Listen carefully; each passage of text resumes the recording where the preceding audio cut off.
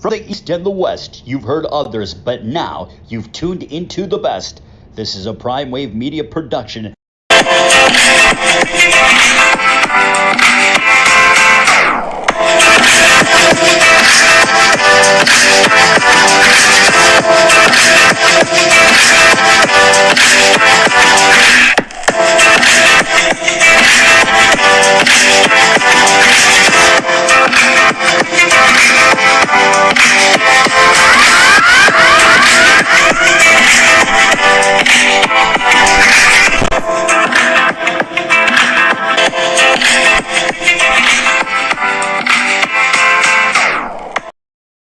What's up, world? It's the one and only Pop DBIC, the Primetime Capper. I'm feeling good. I'm feeling great. I hope you are feeling the same. And these are the times that we all are very, very, very excited about, because we got some great playoffs going on right now. We got a lot of great things just in the fold, in the mix right now. So let's go ahead and jump into the first thing, and that's going to be the state of the Lakers. The Lakers actually were very, very they were back and forth last night. The Lakers could have been a lot better last night, but they weren't. You know, it happens. So pretty much where we're at right now is where we're pretty much dealing with the fact that the Lakers have to make the adjustments. You know what I mean? So what happened last night was very intriguing, because you saw a tale of two halves, as always with the Lakers.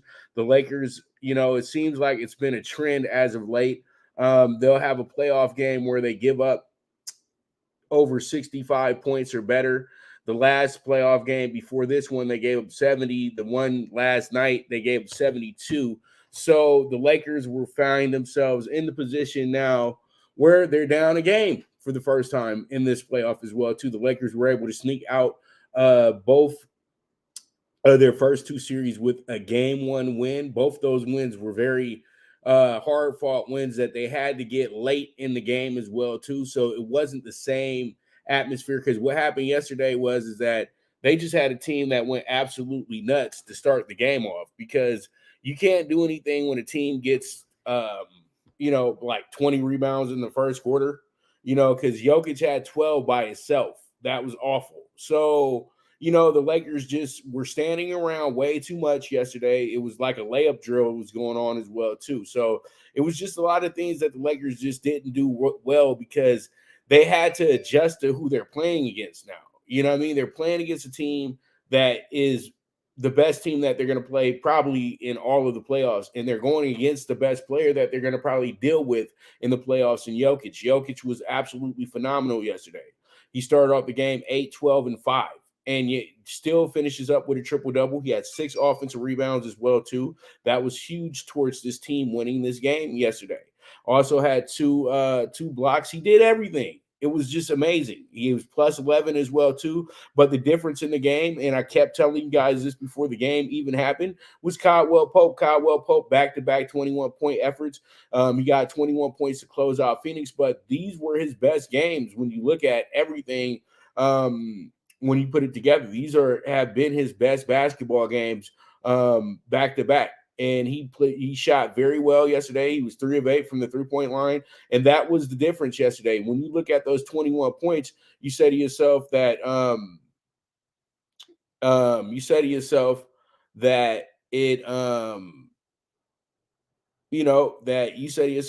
that was the difference, because Murray had 31. And Murray shot well, 12 of 20 yesterday.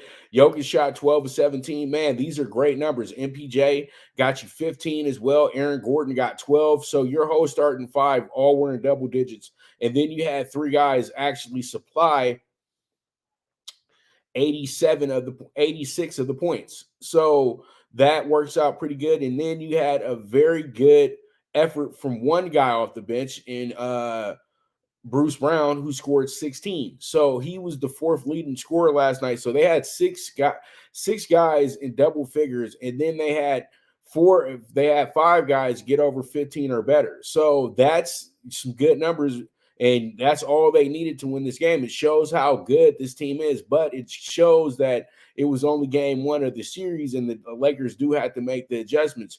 Last night, AD was incredible. He had 40 points, 10 rebounds, 3 assists. You wanted him to do a little bit better on the offensive end. On the offensive board end, he only had one of those to Jokic's 5. So 6. So, it's a tough game, man. LeBron in 39 minutes had 26 points, 12 rebounds, 9 assists, almost a triple-double, and then Austin Reeves kicks in 23. They only got 14 points from their bench last night. They had 8 from their backcourt. They had 8 from Russell and 6 from Schroeder. And then you get 17 off the bench from Hachimura, and then you get 6 from Lonnie Walker, who you expected to do a little bit more, but the Lakers were small yesterday. We were small to start the game, but when they got big, that's when they were on an even playing field with the Nuggets. So I feel like the Nuggets won a game that they literally took in the first quarter because they pretty much, were dominant at that point. They were up double digits going into the second quarter, and the Lakers did well for the rest of the game. They won the second half. If you bet the second half as just betting the second half, you would have cashed that ticket. The Lakers actually scored 72 points in the second half, and that was the big difference. And they only gave up 60 points, but still, that's too much at the end of the day because you gave them 70 and 60. So the Lakers will have to come to this game and lock it up defensively. And what they need to do is they need to limit the double-digit scoring. Now, Jokic is probably going to get his triple-double or close to it. And Jamal Murray is going to get over 20 points.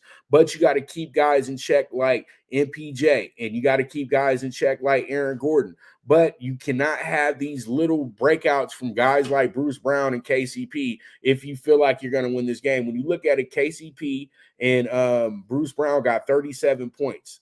They scored 132 points last night. If you take them out the equation, the Lakers actually beat them by almost 30.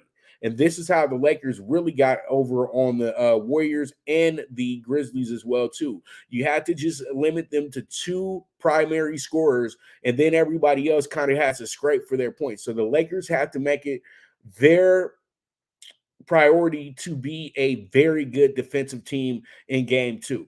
They can't worry about taking bad shots. They had to play from behind, so they had to do things in a reckless fashion, but it worked. But it's not going to work again because if they come out and let Denver, set the tone like they did in game 1, then the Lakers are in a lot of trouble. They'll get blown right off the floor. It won't even be a comeback in game 2. So the Lakers really do have to lock it up defensively, tighten it up, and we'll have more about it tomorrow when I see more storylines and spreads and over under. So I'll have the winner for game 2 for you tomorrow, but that's my ultimate breakdown of game 1. At the end of the day, the Lakers just did not play better than the Nuggets. The Nuggets seemed like they were never going to lose that game. Even though the Lakers got it within 3, the Nuggets just had control and they could do whatever they wanted. Their confidence was there, but I think that they might have ran a little bit too much juice off in that game as well, too. So we'll see how it goes. We'll see how it shakes out. We move forward from there. Let's go ahead and talk about the Eastern Conference final game 1. We got the Heat, the number 8 seed, the second time ever a number 8 seed is in the Eastern Conference final. First time was well over almost 25 years ago, under 25 years ago, about 24 years ago. Well, yeah, it was in the 99 season. It was in the strike-shortened season, all that good stuff. And it was the New York Knicks going against the Pacers. And pretty much the Celtics kind of do have the look that the Pacers had. The Pacers had a great team, much better than the Knicks. And it seemed like it would have been just would be a walk in the park for the old Pacers. But they were an old Knicks rival. So that was like their sweet revenge for losing in, I would say, what was it, the 94, 95 playoffs to the Pacers in that classic game 7 at the Garden. So pretty much that was like a revenge situation. Now the Celtics and the Heat are meeting for the third time in 4 years in the conference finals. We have to all remember that they did play each other in the bubble, and they did play each other last year. They're 1-1 at this point. Miami took the first series, and then we had one of the hardest fought seven-game series that you'll ever see with the Celtics and the Heat last season. So pretty much you had a very good, you have a rivalry here. You know what I mean? And the Celtics seem to keep running into their rivals. The only one that they had got to avoid this year was the Bucks in the playoffs. But it seems like they have became rivals with the Heat over the last decade or so. We all know that they had some great wars in the LeBron, Wade, Bosh years. And then we also know that, the Celtics have been able to be a household name in the playoffs since they acquired Jason Tatum and Jaylen Brown years ago, as the young pups and everything like that. But these guys took on the leadership role very early in their careers, and they've made Boston one of the more dominant teams in the NBA again after, the big three and everything like that. And Boston, kind of resurrecting the Celtic pride that had been missing for almost 20 years. So, this is a really good series. It does, once again, I keep telling you guys this, that seeding does not matter. Seeding does not matter at all, especially when it comes down to the superstars of this era in basketball. Before 1-8, man, an eighth seed did not stand a chance. But when you have an eighth seed that's the Southeast champion, it's a different story. So you're not dealing with the typical eighth seed, and you're dealing with a team that really shouldn't have been an eighth seed in the first place. An inconsistent season put them in that place, and a overlook of a division rival put them in the position that they're in. But it motivated this Heat team to do what they've done in this playoffs. They've been one of the more dominant teams in the playoffs as well, too. They haven't had to go to a game 7. Lakers haven't had to go to one either, or the Nuggets, but still, when you're an A seed, you usually win in the final elimination game, a game 7, a game 5, something of that nature. But no, this team has went ahead and they've won. They beat the Bucks in 5, and we've never seen an eighth seed get put out that fast. I mean, a first seed get put out that quickly. And then you saw them beat the Knicks in 6. And they've done the same thing that the Lakers have done. They've protected their home court. They're 6-0. But they also have a great road record as well, too, because they've went ahead and actually been able to win 2 road games in their series as well. They went 2 in New York, but they won 3. They got 3 road wins as well, too. So that's incredible. And just like the Lakers, they've won every game 1. So that's something that Boston has to look at and tell themselves that, you know what, we can't overlook this team. And they already had a little bit of an issue the other day at practice. Al Horford had to, literally as they were breaking practice, Al Horford had to bring the team together and tell them that y'all are too comfortable right now. Y'all have to understand that this is a team that is desperate to beat us. And it's really the same guys from last year as well, too. But they're a little more improved because now they have Kevin Love, a former NBA champion himself. That kind of cancels out the loss of Tyler Hero, because Tyler Hero is nothing but a shooter in reality. But they trade off a shooter and a younger player for an older vet who has the experience to win in this league. And I think that's a bonus in itself. So that's a big reason why Miami's in the position that they're in right now. And this is a really, really good series. I feel like Jason Tatum and crew know that this is a big proving point for them, because at the end of the day, a lot of people don't believe in his superstardom. I think that's absolutely obnoxious, but that's just because the day and age we deal with the typical sports fan and the typical talking head. So, pretty much once you start mentioning other players and things like that who are legendary, people get a little feelings get a little involved, and they start thinking that you're trying to take their favorites' place or something like that. And you're not. We're just moving on and evolving in sports. And right now it's Jason Tatum's time. And Jason Tatum is playing like a great Boston Celtic. And the Boston Celtics are one of the greatest franchises to ever take take the floor in professional sports. So you're gonna deal with that hate. You're gonna deal with that type of attitude from the fans because that's what it is. You're on one of the greatest teams to ever do it. So obstacles and challenges come with the territory. The hating comes with the territory.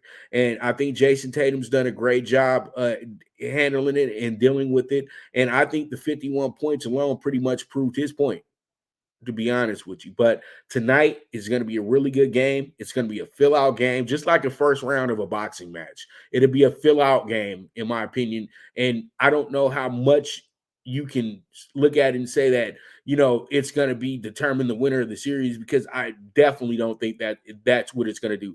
Game one to me never determines the winner of the series unless it's like an absolute blowout. You know what I mean?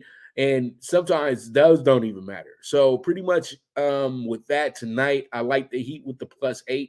I have more picks for you guys in that spot as well too. But we'll get to that when we get to talking tickets. So with that, let's go ahead and move forward and talk about last night. What happened? Well, we already were talking about last night to start the show, but we're going to talk about what happened before we started the games last night. And pretty much we had ourselves the NBA draft lottery. The Spurs win the NBA lottery for the third time in 36 years. Is Wemby the right fit for San Antonio? Well, to NBA scouts and to all the people that are dealing with the NBA at this point right now, they have this idea that the prospect from France is the greatest draft prospect to ever enter the NBA draft. And I think that's a little bit far-fetched because you had guys like Ralph Sampson who were 7'4" and could do absolutely everything. Won the Naismith player 3 times in a row, three-time Naismith Player of the Year award. And this is when college basketball was at its absolute peak. You know what I mean? Then you have Kareem Abdul-Jabbar, the greatest player to come from New York City when he was coming out of college, out of UCLA. And, that was the mecca of basketball at that point. Then you had Wilt Chamberlain, the greatest athlete that had been ever seen by the world when he was on his way up trying to get to the NBA. And he had a great story too, because what happened was he went to Kansas and he actually got kicked out because he was too good. They'll say that, he violated something, but he was just too good. And they did not want to deal with that freak of nature. And they thought, and they did it in a kind of a cruel way, but in today's world, they pretty much told him that he didn't need to play in college, go straight to the pros. And he somewhat went straight to the pros by playing for the Harlem Globetrotters and proving his point and became the highest paid rookie ever in the NBA. So this is not a phenomenon, but I know I had a discussion with somebody who said that Kobe was the beginning because somebody had brought up LeBron as the biggest prospect. Kobe was never the biggest high school prospect coming out, period. Garnett wasn't even that big, but Garnett was a guy that was daring the system.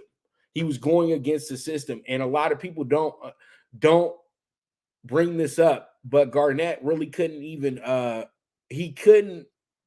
The problem with Garnett was he wasn't going to be able to go to college. He was going to have to go to a community college. So he decided to go ahead and put his name in the hat because he was getting a lot of buzz from Chicago. And by him playing with guys like Michael Jordan and Dennis Rodman and Scottie Pippen in pickup games in Chicago, that boosted his draft stock because Chicago is one of the hotbeds for the NBA when they actually scouting these players. So that's what got Garnett into the league.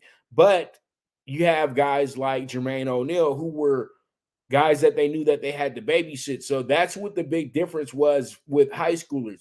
By the time they proved their point, LeBron and them were able to take advantage of that pool because people have to understand 2 years prior to LeBron, they thought that they had the greatest draft class of all time that had six high schoolers drafted within the top 10.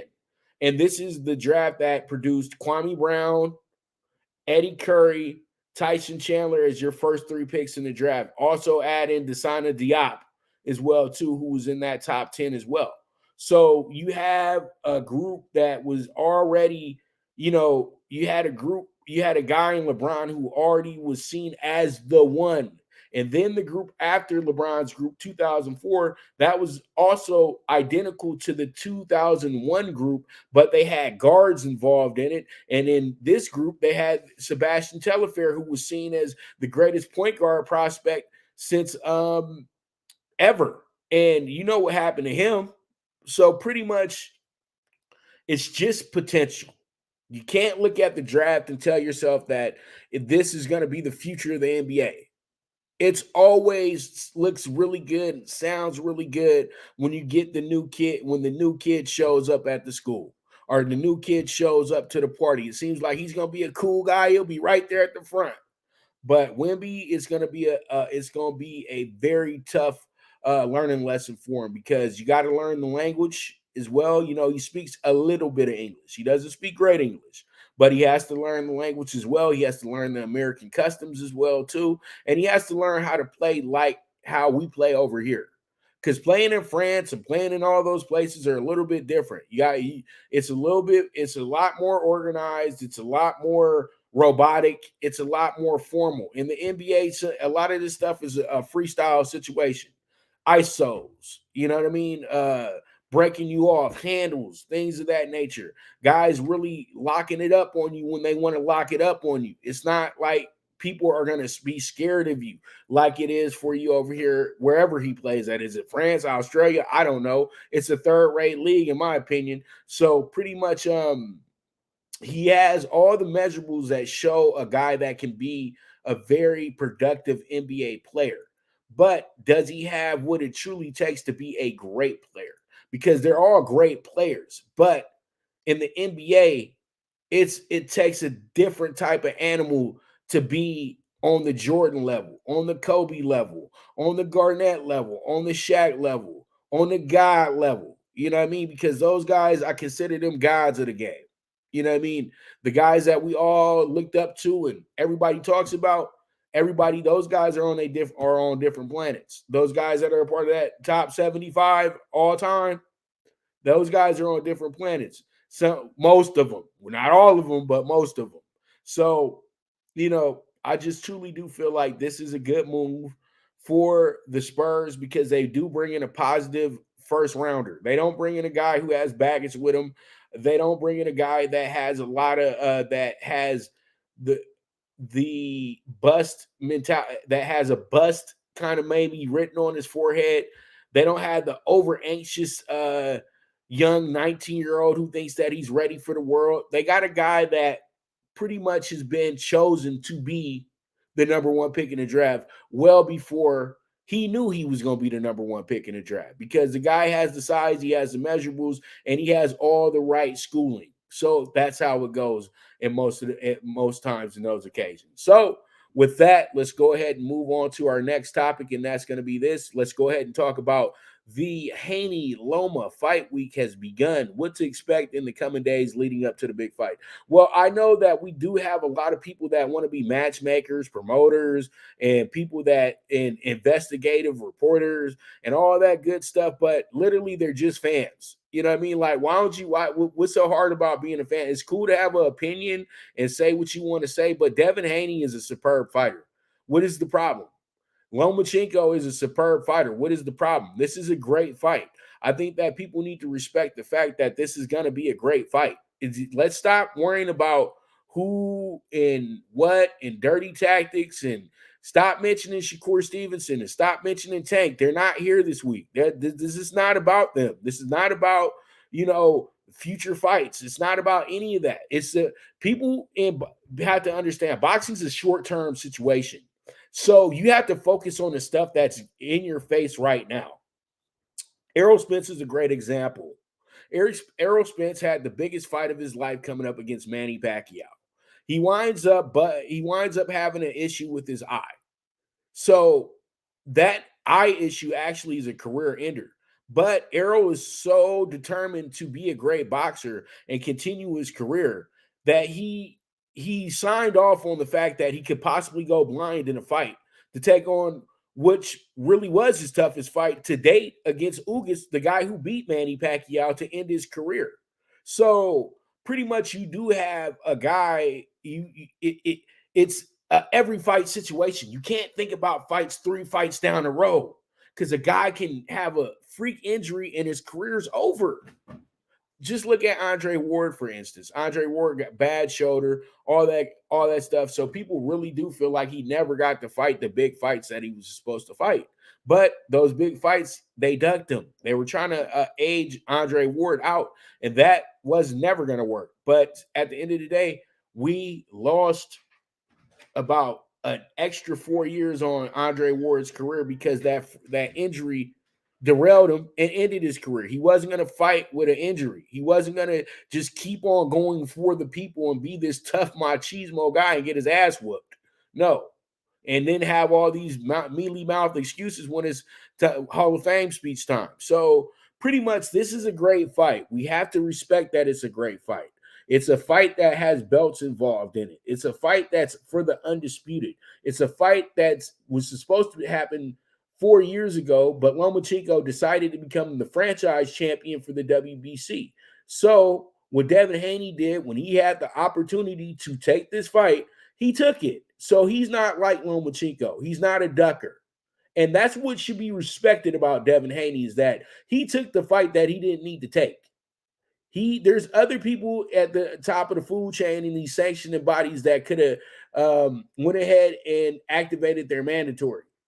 But what he did was he did what he promised Bob.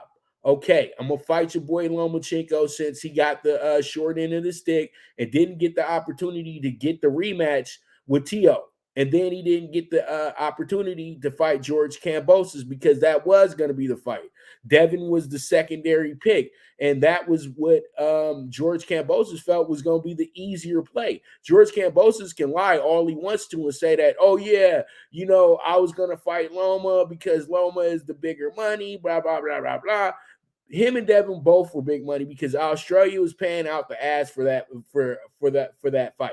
So pretty much it didn't matter who he had there. He just had to get an opponent. So he thought getting Devin Haney down there, he was probably going to get some type of gift decision if the fight was close. And that's why he had him in Australia because he knew that he had the judges in his hands. But when he got his ass whooped the way that he did, then all that gets thrown out the window because, in places like Australia, they don't like to be, they don't like to be questioned about corruption.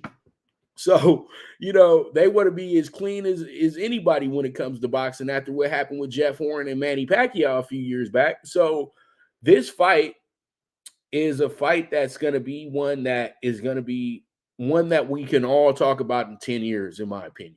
I think that this fight has enough theater to it. It has enough backstory to it to where this fight will be one of the more legendary fights in both of these guys' career.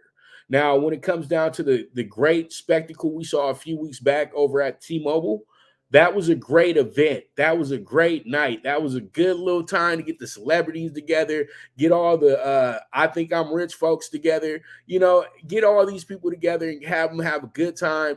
Come watch these two guys that cuss up storms on social media all day and go back and forth with fans and all that good stuff. And let's go ahead and go to the social media boxing championship of the world. That's exactly what that fight was. And it delivered. I'm happy that the fight did the numbers that it did. But at the end of the day, that wasn't a fight that you say to yourself in 10 years that, it was a great fight. It was a one-sided fight. You know what I mean? This fight right here is going to have twists and turns, in my opinion. And I think that it's going to come down to who wants it the most. But I'm going to be a little bold here, and I know I'm going to piss off with some people, but you know what? Do I really care? I really don't.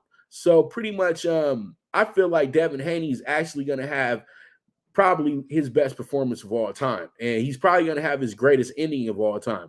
I truly do think that he's going to park Lomachenko. I think that this fight is going to be stopped within 8 rounds, to be honest with you. I think that Devin's just going to be way too big for him.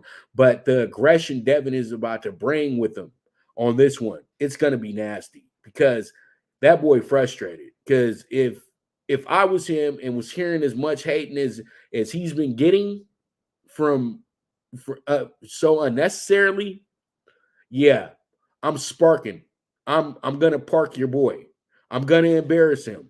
I'm gonna have y'all acting like homeboy in Rocky 5 saying throw in the towel. That's what type of mentality Devin Haney needs to go in with this fight. No fucking mercy at all. You got to go ahead and do it. You got to do it. You got to gaddy this guy. You know what I mean? You got to Floyd gaddy this guy. That's the whole thing. But Lomachenko is the smart old lion here. He knows exactly everything you need to do to win a world title.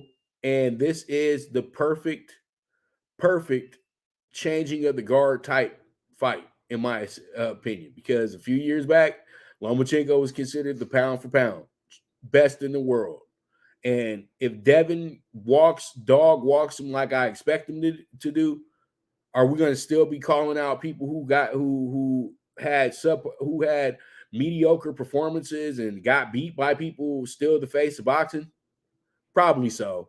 You know what I mean? Because they still bring butts to the seats and everything like that. But when we living in today, it's a whole new world in the world of boxing. If you were great 10 years ago, you're pretty much damn near out the room. Let's keep it real. So with that, we're going to go ahead and take a commercial break. When I get back, we're going to jump into baseball. And we got Blue Crew Daily. Dodgers are actually playing right now as we speak.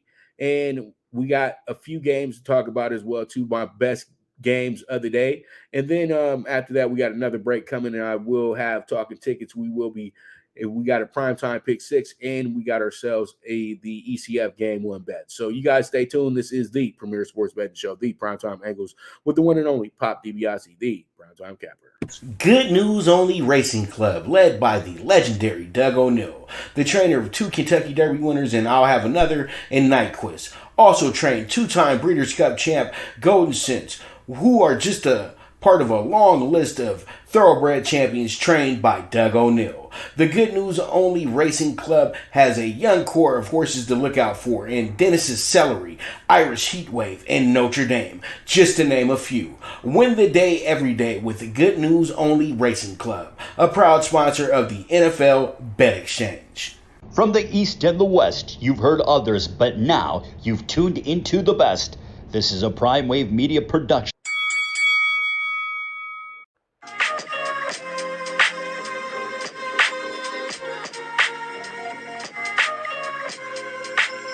Tune into Big Wave Boxing every week with a brand new guest with the one and only Pop DiBiase, the PrimeTime Capper, getting the best boxing stories, best boxing angles, and the truth when it all comes down to the sweet science.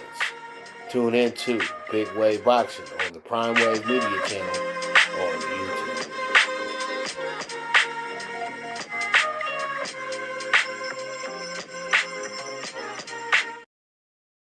All right, here we are. We are back with the premier sports betting show, the PrimeTime Angles, with the one and only Pop DiBiase, the PrimeTime Capper. I'm feeling good. I'm feeling great. So let's go ahead and jump into Blue Crew Daily. The Dodgers are actually playing at the stadium today. I made sure to be here for you guys because the thing is, pretty much I want to kind of be at the game today, but, it is what it is, doing the Ferris Bueller day off situation. But they got a lot of day games coming up for the Dodgers this year. So there's nothing that we're missing out too much on. It is the top of the second, no score as we speak. 2-1. It's actually 2 balls, 1 strike. With Lenark on the mound, and Covey is actually pitching today. So, Dylan Covey actually makes his debut today as well, too. Guy hasn't pitched since 2020 with Boston. So it's good to have – I know he's up here because you just needed to have some bodies up here, but, I think he's trying to show something off. He's trying to get a roster spot. Come on, let's keep it real. He's trying to get a roster spot, but Dustin May had to be removed from the game. That's why, because Dustin May did get the start today. I'm trying to figure out exactly what's going on with Dustin May. I'm over here trying to get some news right now. We all know that he did have the Tommy John situation, so hopefully it wasn't anything that flared up in that regard. but it is kind of sad that the guy has to go out right now. And Covey, it's his first day up, so he gets to actually get so he actually gets to get some time in. You know what I mean? So that's good. That's really good. That shows that the guy is somebody that they're very kind of high on. But yesterday the Dodgers got a little dominated. Kershaw was on the mound and everything, but pretty much okay. They removed him from the game. But they don't have anything to really say about it. You know what I mean? They said that his velocity was down, but he had 2 strikeouts. So I think that is a precaution measure. So we'll see how everything works out. So pretty much with that, I think the Dodgers should be fine, but now when you start thinking about it, the Dodgers should be preparing themselves to trade for that pitcher who's going to be available by the trade deadline. And there's a bunch of guys that are really kind of showing up on a list a little bit right now as well too. So, they might need to be looking at teams like the Reds, because the Reds got a couple arms over there that might be useful. So the Dodgers, that might be the main priority right there, as what the Dodgers are trying to bring in once they get to the trade deadline. But right now, the game is 0-0 over at the stadium. Dodgers lost 5-1 last night, like I said before. It was a good effort, though, last night by the Twins. Straight up, man. Kyle Farmer, former Dodger, hit a 2-run shot to pretty much put the game away, make the game 5-1. Kyle Farmer was really good last night. He wound up getting 3 RBIs as well, too. And he did start things off with singling in Donovan Solano to make the game 1-0. Buxton had 2 runs scored yesterday as well, too. So that was pretty huge. And it's funny, Joey Gallo played against the Dodgers yesterday as well. So, there was some former Dodgers out there. Kenta Maeda was actually honored by the Dodgers this week as well, too, because he was a Dodger for when he got here. So pretty much it was a fun-filled day for him. But this is a good series because the Twins are a number 1 team in their division. Dodgers number 1 team in their division and pretty much the number 1 team in the National League right now as well, too. After taking back the number 1 spot, they are a half a game better than Atlanta right now. So the Dodgers get ready for another road trip that's going to start actually tomorrow. They got a 4-gamer coming up in St. Louis this weekend. That should be a good one because they do have Julio Urias on the mound, who's won his last 2 in a row after losing 3 in a row. So he's 5-3 on the year. And then you got Steven Matz pitching in that game tomorrow as well, too. So we'll have more to talk about that once we get the results of what's going on today at the Ravine. So with that, let's go ahead and jump into our MLB Wednesday night. And MLB Wednesday night, we do have a full schedule tonight, but we do have a lot of games going on as we speak. Let me go ahead and get you guys some scores. Not a lot of games, but we got about 5 early games today, 6 early games to be exact. Now, 7 to be exact. The Pirates absolutely smoke the Tigers today. And the only final that we have at the moment, they beat them 8-0 today. And that was a much needed win for the Pirates as well, too, because the Pirates have been struggling. As I said this morning, they were 2-11 coming into the game today. They're now 3-11 on the month. And they did lose their standing as the best team in baseball and the standing as the best team in the NL Central. So they are now 2nd place, but they're the 6th seed. If the playoffs are today, the Pirates will be in, but the Pirates are slipping right now. So let's not act like they haven't been good. They've lost their last 11 out of 14 games, and they're 3 in. That's pretty much this month. So they got to get it back together. Now, you have the Reds who are up 2-0 right now. We have them in our matinee 4 today. And that was the ticket that I put out earlier on Twitter before the show. So they're up 2-0 right now. And the Diamondbacks and Athletics have just started their game, top of the 1st with 2 outs as we speak. And then we have in about 3 minutes, We have the Giants and Phillies about to take the field. And then we have the Royals and the Padres for the final game at 1:10. So that game's going to start in the next 30 minutes.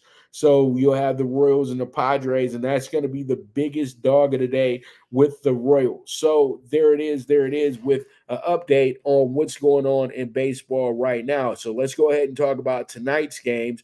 And the first one up, we have the Angels and the Orioles. They're trying to settle who's going to win this series. Now, the Angels won the first game. The Orioles won the game yesterday. Both these teams kind of won in blowout fashion in their games as well, too.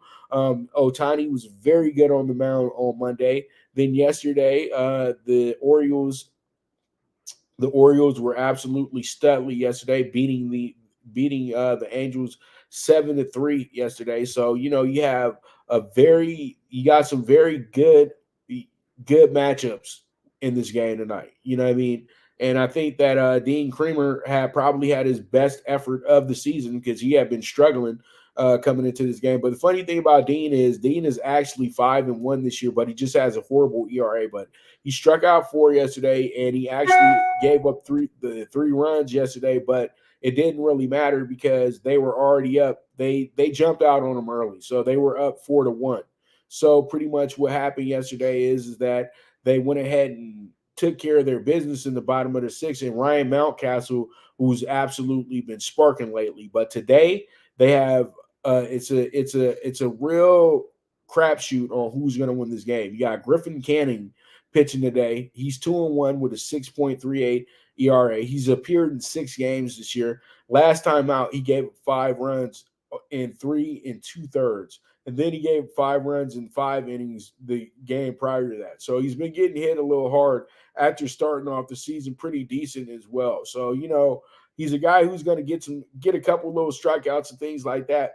But he's still working his way back into the rotation because we all have to understand he did miss 2022 with injury. So he's somebody that the Angels were high on coming into the MLB. But now it's a show and prove situation with him. So we'll see how it goes with Griffin Canning today. And then we got Kyle Bradish, a guy who's very consistent. He had a really good outing last time out against Pittsburgh. He went 6 innings, struck out 6, and he only gave up 1 run. Now, his worst outcome of the season was against Boston on my birthday. He gave 7 runs that day in 2 1/3. So this guy can get hit.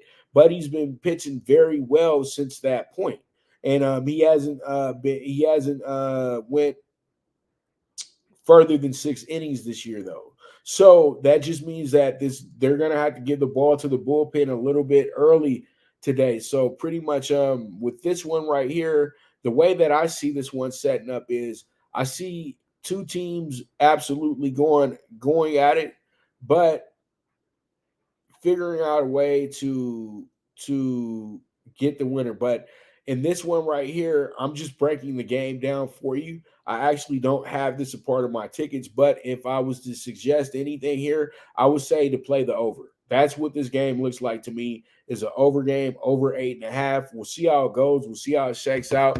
We move on from there. Now we have the Braves and the Rangers. Now this is on my tickets. This is an interleague game today as well too, and I think that this game is going to wind up being a very good pitcher's duel. I think that both these guys are more than capable of holding it down in this game, especially Evaldi. Evaldi actually, I think he had a shutout like not too long ago. So you have that working out for you. Then you got Strider, who I see is probably the best pitcher in baseball right now. Even though he's kind of been going through it because he had a little moment where he was not even giving up runs, you know what I mean? But the last 3 games, he's given up 4, 2, 2. So he's given up 8 runs in his last 4 after only giving up 6 in his first 5 appearances. So pretty much they're starting to kind of get to him. But this guy averages, no less than 9 strikeouts a game. So that's what makes him very, very dangerous going into this. But it seemed like he struck out a lot of guys in the last game, but he got hit a lot as well, too. He gave him 5 hits. That was the most he gave up this season as well too. And then Buddy only gave up 2 runs in that spot as well. So he's 4-1 on the season. He actually suffered his first loss of the season, but the Braves kind of struggled as a unit in Toronto last week, and they actually got swept. So the offense really wasn't showing up. So it wasn't really on Spencer Strider with that loss. It was on him not getting any run support, and it happens in baseball. So you have Strider going at another American League team, another hot American League team. The Rangers, the West leaders at this moment right now as well too. And then, Evaldi's been absolutely ridiculous in his last 3 games. After giving up 4 runs against Cincinnati and striking out 7, they wound up, that was a no decision for him that day. He's came back around. He shut out the Yankees. He shut them out. He went all 9 innings. He shut out the Yankees, struck out 8, then comes back around, goes to Anaheim, goes 8 innings, and he strikes out 5 against the Angels. He hasn't given up a run in the last 17 innings. So he's doing a damn good job, and then comes back around and really puts the cherry on top with a game that they shouldn't have even pulled him out of. He actually struck out 12 on the 12th of May and wound up giving up 3 hits, but no runs once again. So in his last 3 starts, no runs and 25 strikeouts. So this is, to me, a de facto pitcher's duel, but I like the Rangers to keep this game close. I feel like it's going to come down to 1 run. So pretty much I'll overspend just a little bit for the Rangers plus 1.5 in this spot. So we'll see how it goes. We'll see how it shakes out, but that's going to be our bet for the Braves and the Rangers today. Let's move forward and get into this divisional matchup today. That's going to be between the old Central, in a sense, because these two have been going at it forever. White Sox and Guardians were formerly known as the Indians. And I know that this was a series that had my hair sticking up off my back in 1994 before the strike. It was incredible. You have to understand they had just opened up the Jake in Cleveland. The Indians had became a team that was very relevant in baseball after years of being irrelevant, and they had one of the better lineups in baseball as well too at the time. And the White Sox had the best player, I would think, in baseball at the time, and probably the best lineup in baseball, with Frank Thomas as your spearhead. Also had Robin Ventura at his absolute best at the time as well.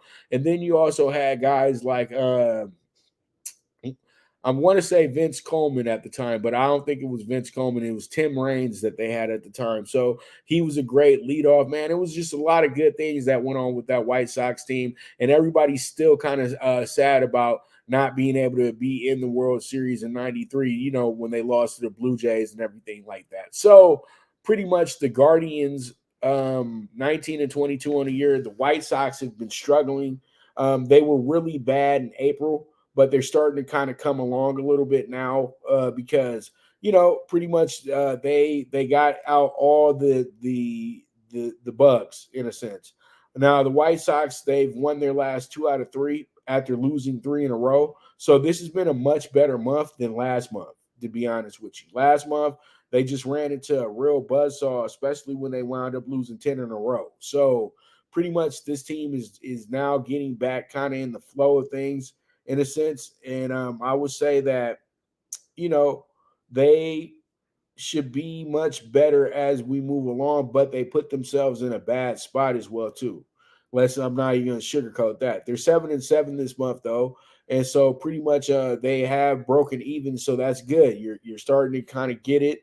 And I think that the White Sox are due for a big streak. Now, the Indians, as I said before, had a kind of a middling month last month.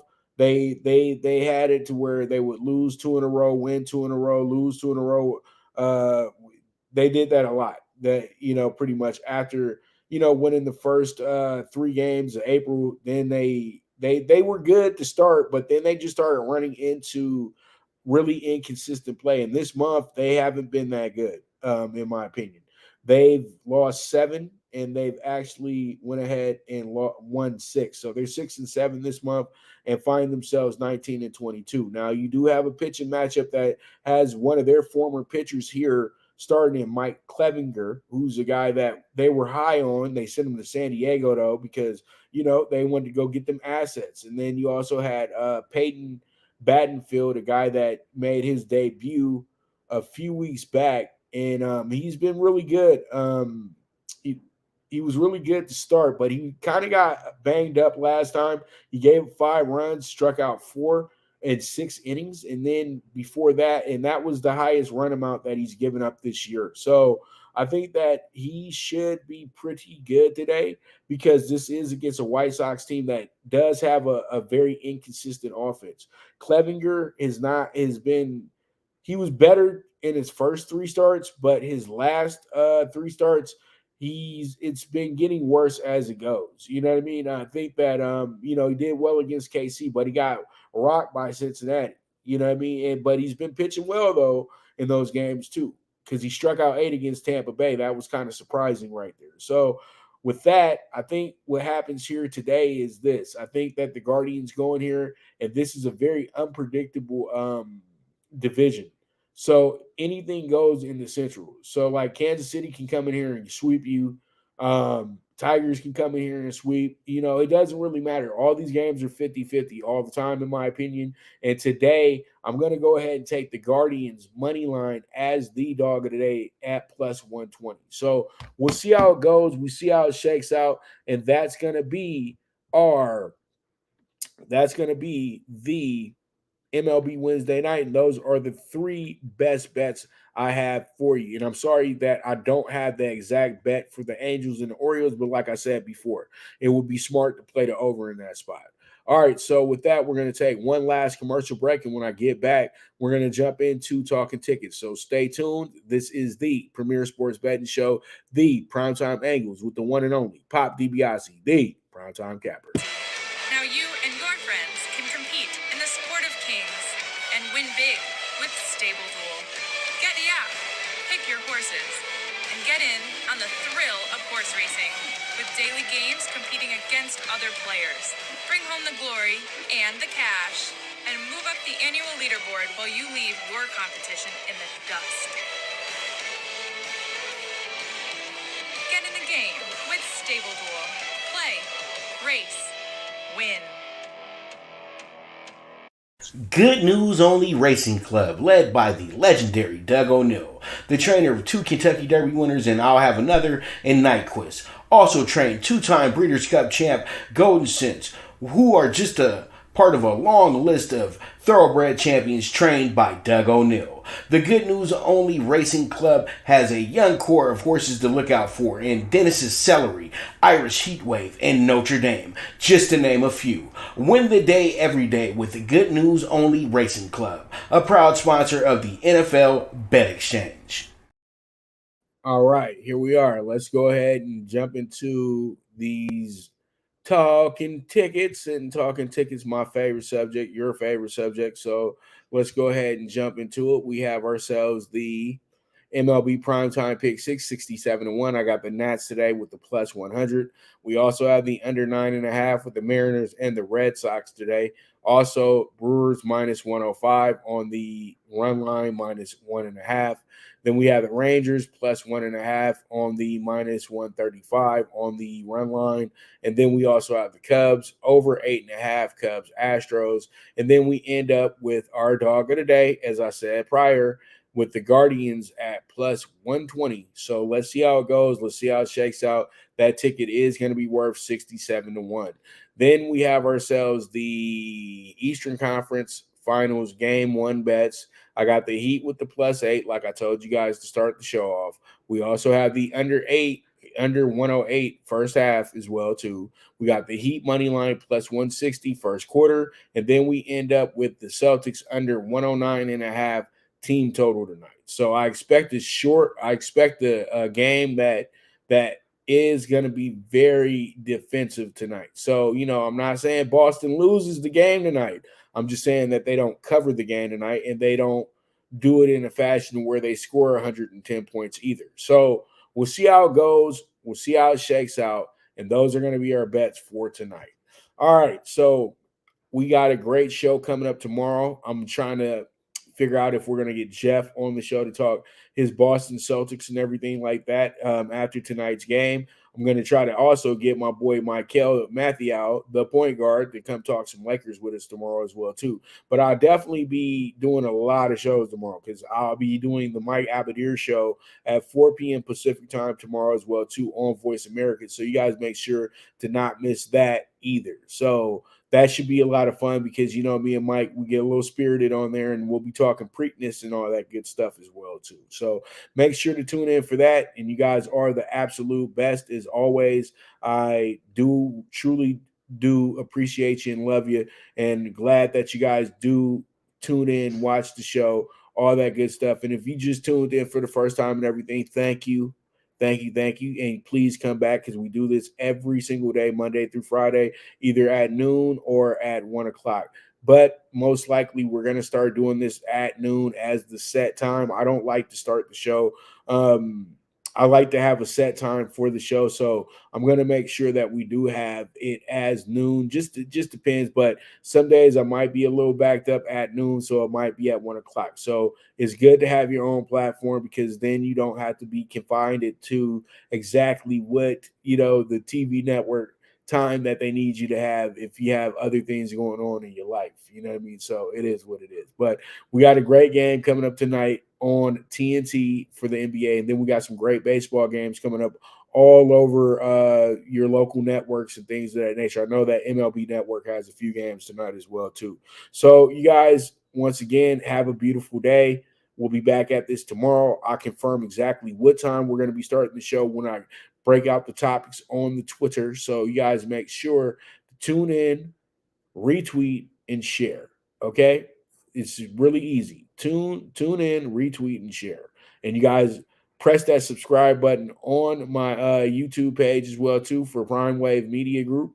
So you guys don't miss out on any of my exclusive interviews, any of my exclusive content when it comes to sports betting. And then you guys can always go to Fanatics View, put in Pop DiBiase, Fanatics View, and you'll see all my great interviews there as well, too. So thank you very much once again for tuning in. And as I always say, the movement is moving, and always bet with your head, not with your heart. This is the premier sports betting show, the PrimeTime Angles with the one and only Pop DiBiase, the PrimeTime Kappa, and I'll be right back at you tomorrow. And I am gone.